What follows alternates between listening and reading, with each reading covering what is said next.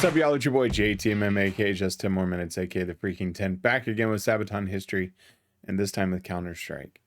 Now, this is one from a song perspective that I didn't necessarily like the short burst, but love the music. The music was great, and the lyrics told a good story.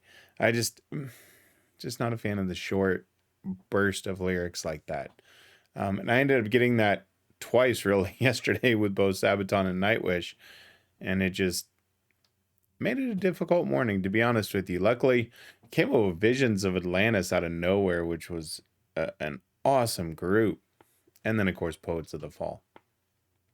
But I'm interested to hear because, you know, the thumbnail, the picture doesn't look like this was that long ago, right? I mean, I think it was a modern tank or something like that. So it really kind of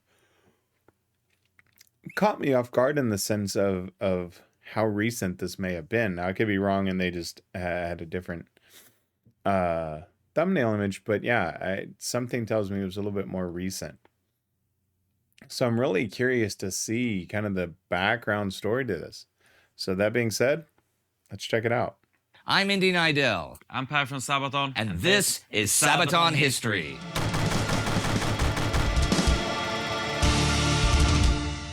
Defeating multiple enemies in under a week might sound impossible, but 50 years ago, it was done in 6 days. And I was only 14 years old when I went to Israel and was first time told the story behind Counterstrike.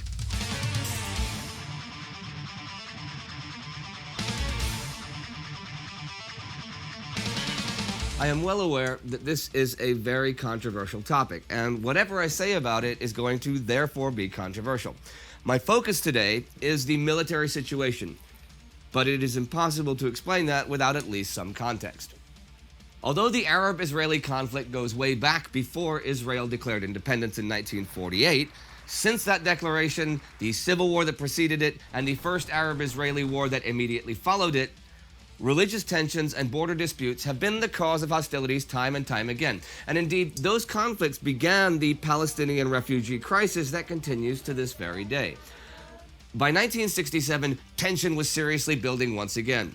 Under Egyptian President Gamal Abdel Nasser's leadership, a pact with Jordan and Iraq was made to politically encircle Israel, and the various Arab military forces were bolstered with weapons and tanks from the Soviet Union.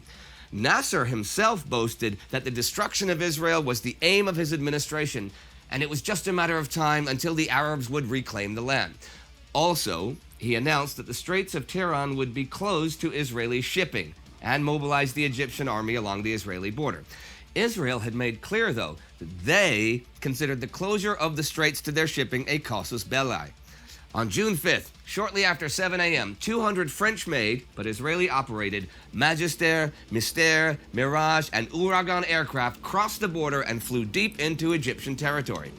Flying low to escape radar detection, they were the first step in a plan months in the making. Israeli spies had identified Egyptian military airports and knew exactly when the pilots were having breakfast. And Egyptian high command had been careless in its contempt for Israel and its military. There were no concrete hangars, and their Soviet Union-manufactured MiGs, Tupolevs, and Ilyushins were all lined up along the runways as the Israeli planes banked for an attack run.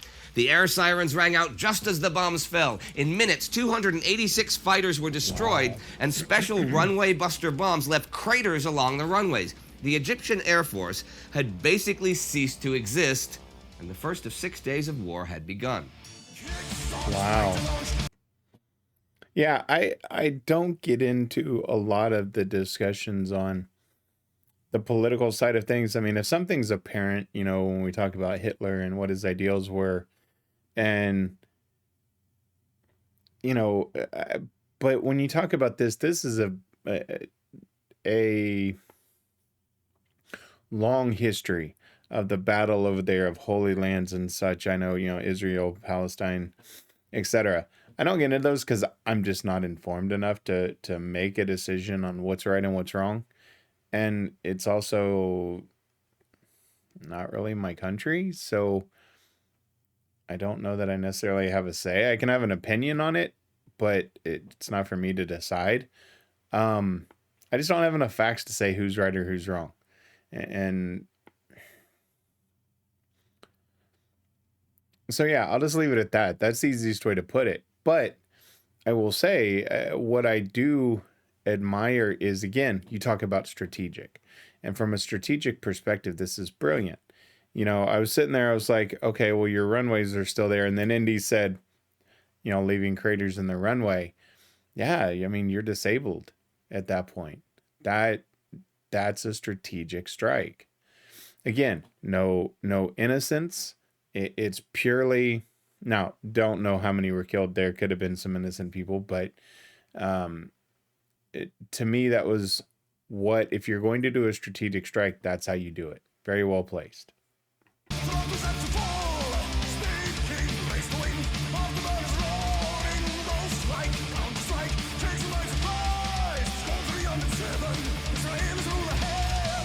Camouflaged by the night, Israeli troops had moved to the Egyptian border in 3 columns, planning to strike towards Suez and the Sinai. Egypt thought itself prepared, and the desert passes were reinforced by trenches, pillboxes, barbed wire, and minefields. But the Israelis came by surprise. A mailed fist of tanks and armor would concentrate the attack on the main defensive line, while paratroopers and commandos targeted weak points via helicopters. Chaos swept through the Egyptian headquarters in Cairo. Despite the reports of the destruction of the Egyptian Air Force, though, Nasser welcomed the opening of hostilities. Immediately, he cabled Damascus, Amman, and Baghdad to try and get them to join the war.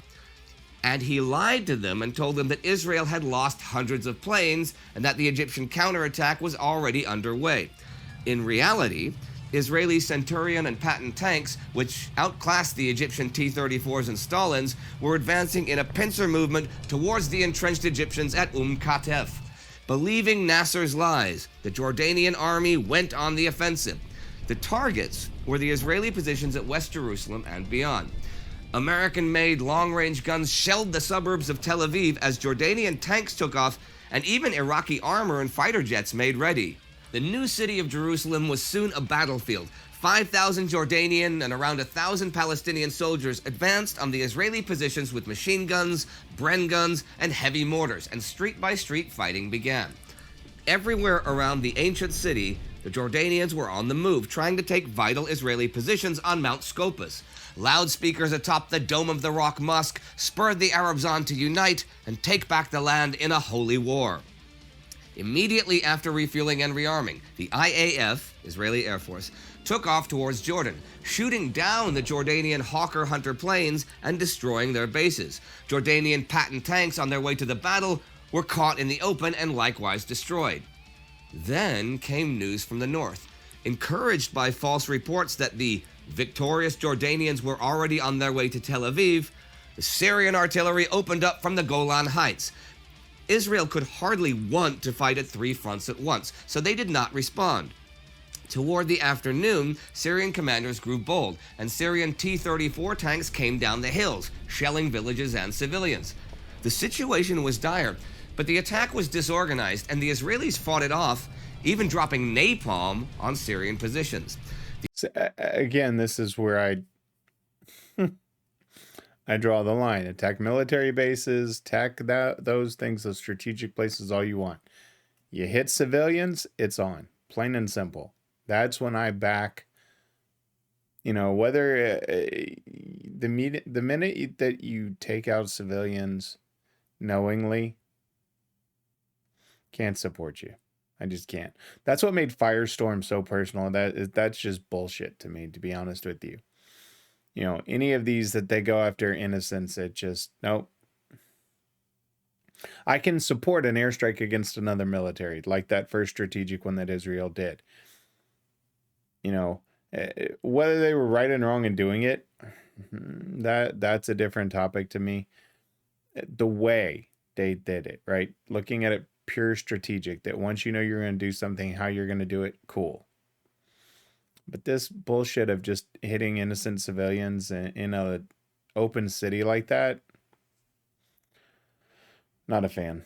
The Israelis launched an attack in the late afternoon to encircle Jerusalem. Just to be clear, at the time, it was not part of Israel.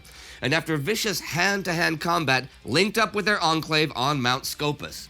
At the end of the first day, Israel was advancing in Egypt and gaining momentum on the West Bank against Jordan, while the north was under constant Syrian shell fire but still holding. Winning or losing this war, though, was decided in the respective headquarters. Lying to each other about the situation had given the coalition's high commands a false impression of the war, and although they had strong and numerically superior forces, they were losing their nerve in contrast to the Israelis. Throughout the night, the fighting for Jerusalem continued, and the Israeli forces made good progress on the West Bank, surrounding the Holy City in the progress. As the Israelis advanced towards Ramallah, thousands of Palestinian refugees flooded towards Jordan. King Hussein now feared for his monarchy.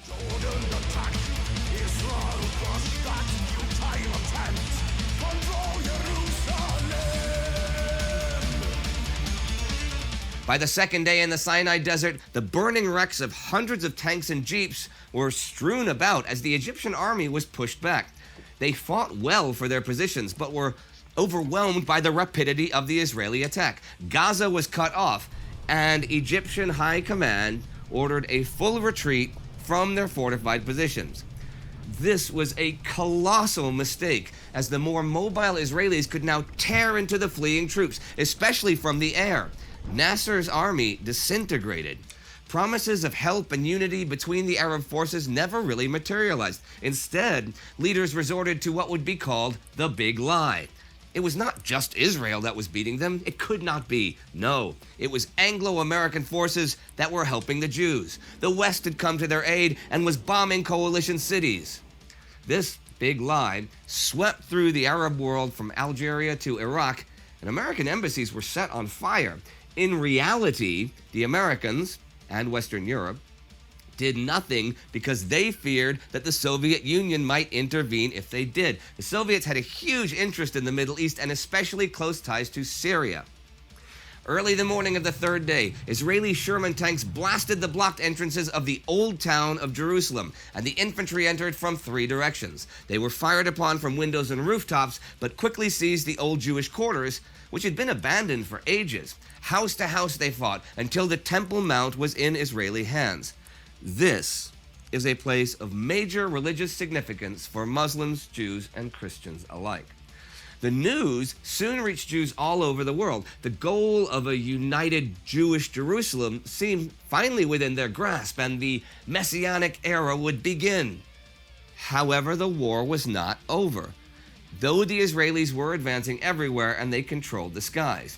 On the West Bank, they were pushing towards Jericho, Bethlehem, and Hebron, while the Jordanian army was now on the brink of being destroyed. In Egypt, Israeli paratroopers and commandos infiltrated Sharm el-Sheikh and the Gulf of Suez. But besides a few battles with entrenched tanks and some rearguard actions, the Egyptian army isn't putting up much of a fight anymore, kind of abandoned by its leaders, especially Nasser, who isn't seen for days. By the fourth day, the war seemed pretty much over. Israel had successfully secured all of historical Palestine and advanced pretty much unopposed through the Jordan Valley and the West Bank. Much of the remains of the Egyptian army were trapped on the Sinai since Israeli tanks blocked the passes. It is estimated that 10,000 soldiers died that day alone in the desert.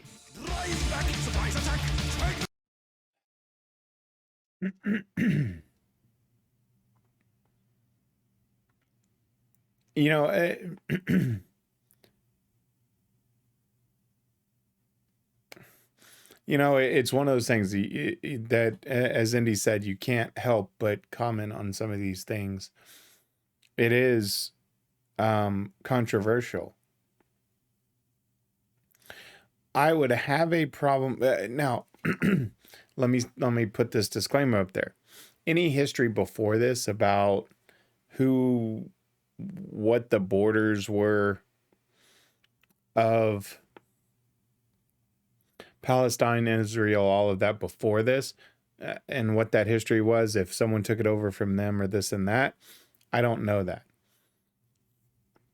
I will say from this particular instance that if Palestine and excuse me, if this land that they occupied in Jerusalem was something that was previously marked as Israel, and then Palestine took it over in a previous war, going in and taking it back as part of this, as a bonus, I won't disagree with. However, if this was land that previously was Palestine and always Palestine, I'll say I don't want to say I have a problem with it. It's more of, if you're going to do something because of this, this strait that they talked about in the shipping lanes, cool. Do it to the point where your shipping lanes are done and move forward. If you're doing it and then starting to occupy places, what makes you different than some of these leaders we've seen in the past that just want to expand their land? So I don't know the history of it, of whose land it was originally and all of those borders. My take on it is, if it was something that was agreed upon previously and you're just wanting to go take it back, I have a problem with that. Defend what's yours and clearly yours and go from there. Don't care who's right or wrong in it, honestly. That's just my personal opinion based on the knowledge that I have today. I don't know the history. I may get into the history at some point, but that's just my personal view. So I'm not taking a side. I'm just saying, if it was Palestine's previously and always had been, or they had won it in a previous war or something in an agreement, and you're just going in there to take it back because you're winning this war so well, I have issue with that. If, they had taken it by force and it just been held, I don't know. I just, yeah. Does kind of have me interested to understand that history a little bit. I will admit that.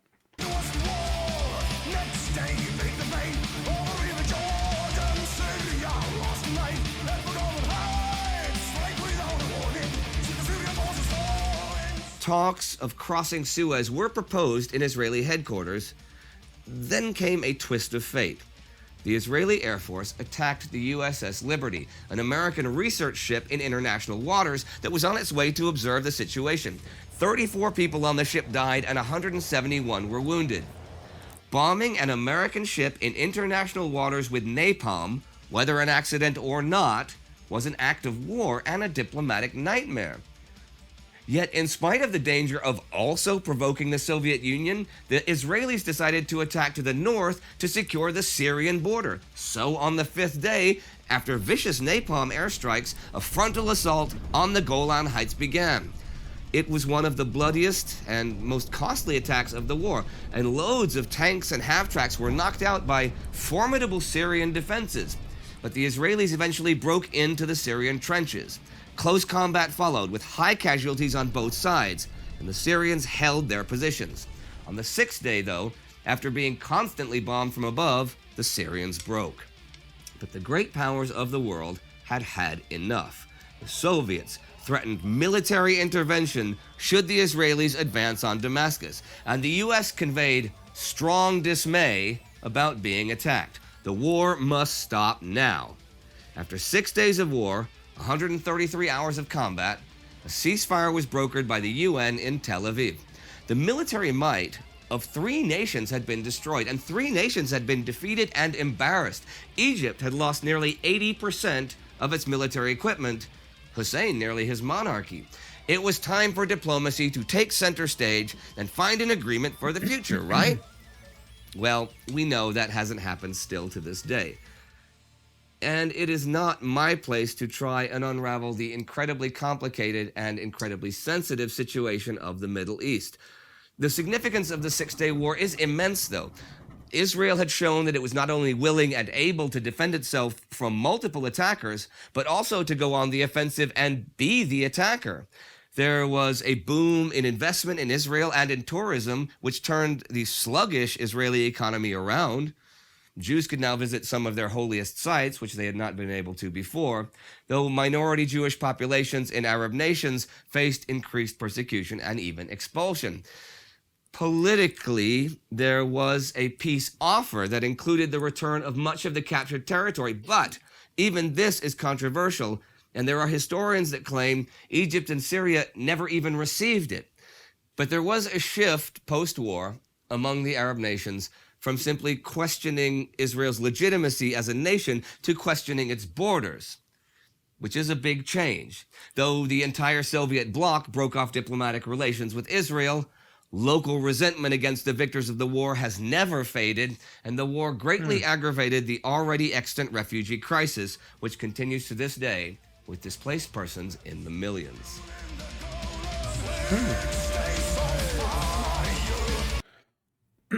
That's an interesting history lesson. So it helps me understand some of the arguments to me with the occupation that goes back and forth. See, I'd have to dive back to when these borders were previously decided to make a valid opinion. You know, my opinion is based off of this right here. And like I said earlier, if Jerusalem and all of that was part of Palestine previously up until this point, that's just not cool. You know, if the history goes back further where they've just traded it back and forth,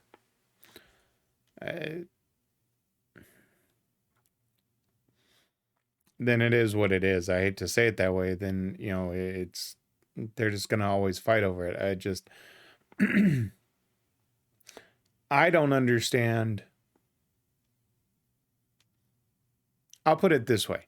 There's a whole bunch of religious beliefs out there.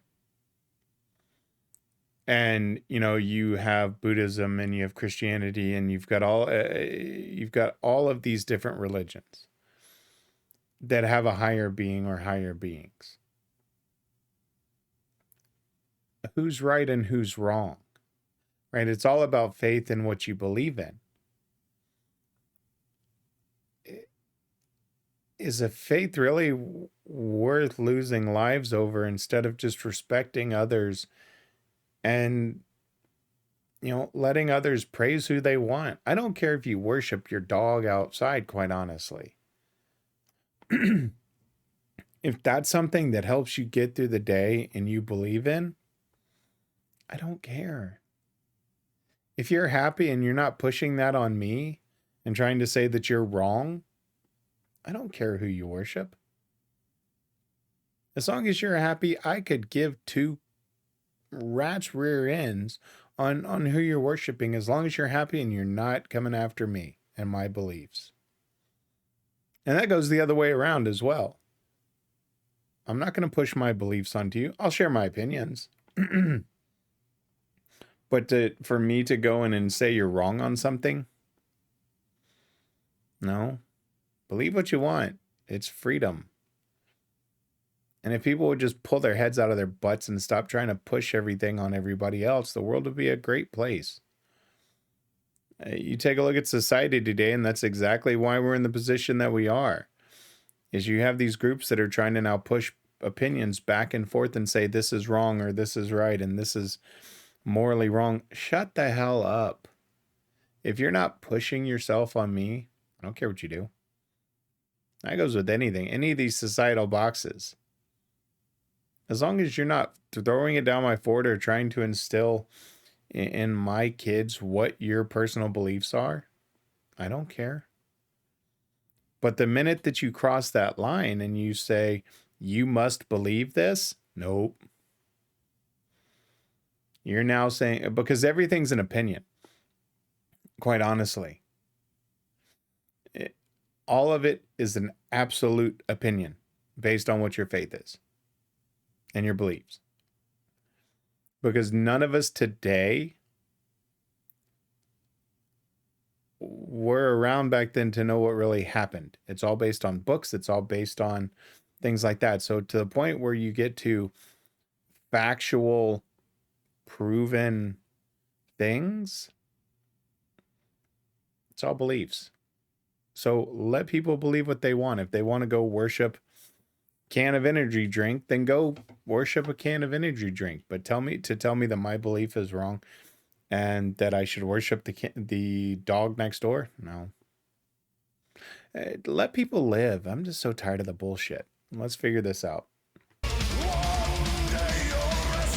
Sorry for the tirade there.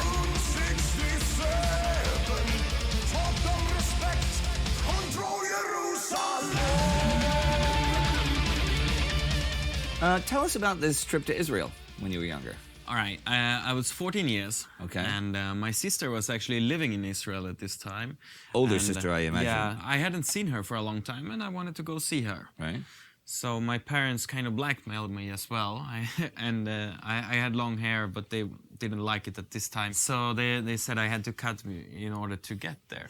Oh, side note here. I've actually met Par's parents, and they're really cool. And something They are funny, cool. we were sitting at dinner, and his mom was telling me, you know, she thought he was going to work with, like, computers or something. And he said, no, I'm going to be a rock star. She said, you're not going to be a rock star. And so I said to his mom, I said, so what do you think about that now? And she said to me, I was wrong, which is really funny. But they were really cool. But I could totally see that, you know, 14 years old stuff. I went to Israel, and we rented a local history guide. The guy was a lot focused, actually, around more recent history. Okay. And he told a lot about the Six-Day War. Many years later, when me and Joachim are sitting and discussing topics, and we have this super aggressive, very fast song, and Joachim is like, what will fit here? And I'm like, that's the Six-Day War. And it didn't bother you that it was a controversial topic too many and stuff? It wasn't. I mean, you know it yourself, how things are when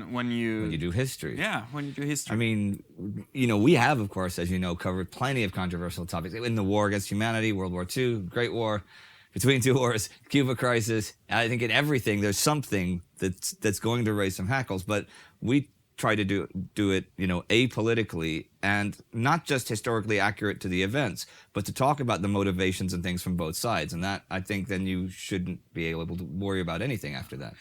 A lot of the controversy was from people who were referring to the part in the lyrics where we are singing Israelis rule the heaven. I mean, obviously, one of the first steps that was happening in the Six-Day War was that the Israeli Air Force shot down the planes of the opposing forces. Yeah, they had mastery of the skies. Yes, so they were ruling the heavens. Makes sense. But have you spent time as a band down in Israel? Yeah, we've been there a couple of times to perform. Yeah? And as we came there the first time, there was a local band that were the support band of us. They were called Desert. What are they called? Desert. Yes. Okay. And who also sings about historical things. You know, people are going to look them up now. Yeah, It's a good plug. And they're gonna find a song where our singer Joachim is singing one of the songs. Really? Yeah.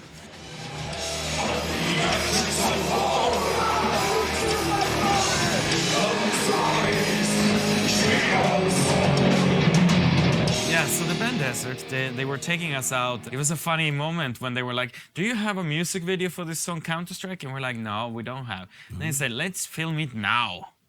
Like, now. Okay. And we were in a car. And do we have this?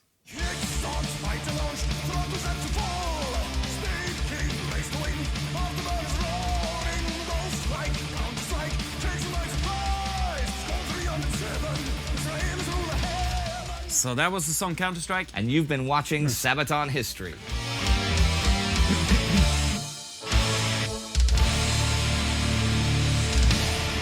All right, thanks for watching. And don't forget to subscribe to the Sabaton History channel, check out these other channels, and support us on Patreon because that's what makes this happen.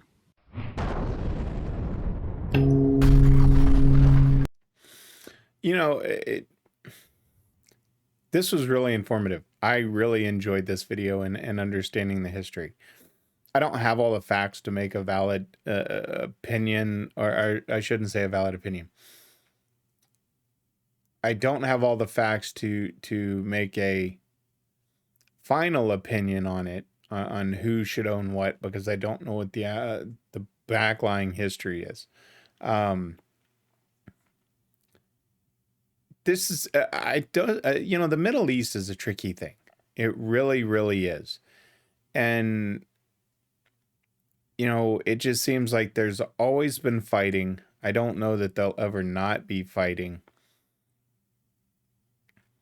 It's something I think will continue past our generation and generations to come before, you know, something big happens and something changes. What that will be, I don't know. You know, Nobody knows really what the future holds. And it's just one of those reminders of when you get into topics like this, that it's always important to just sit back and listen and understand other sides, right? It's one of those things where in business,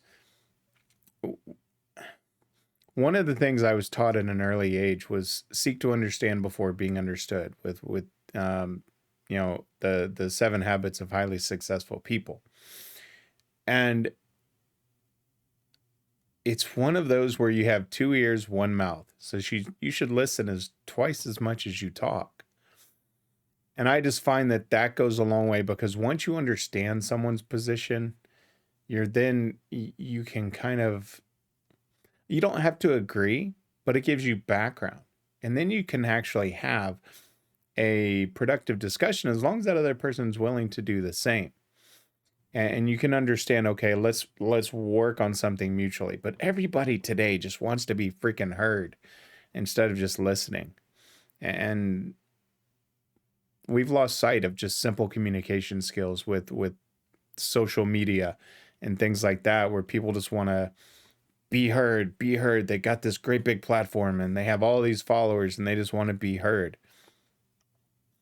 I do this because I just love music. I want people to just see this journey. Whether you agree with any opinions of mine, I don't lose sleep over it if someone says, hey, your opinion's wrong. Okay, great. That's your opinion.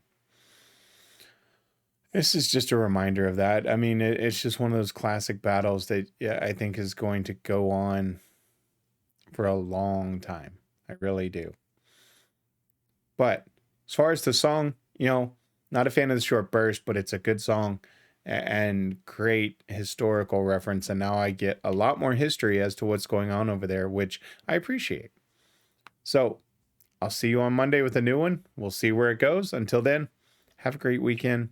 Y'all know who I am and what I'm about. JTMM. Like, subscribe, and share. I'm out.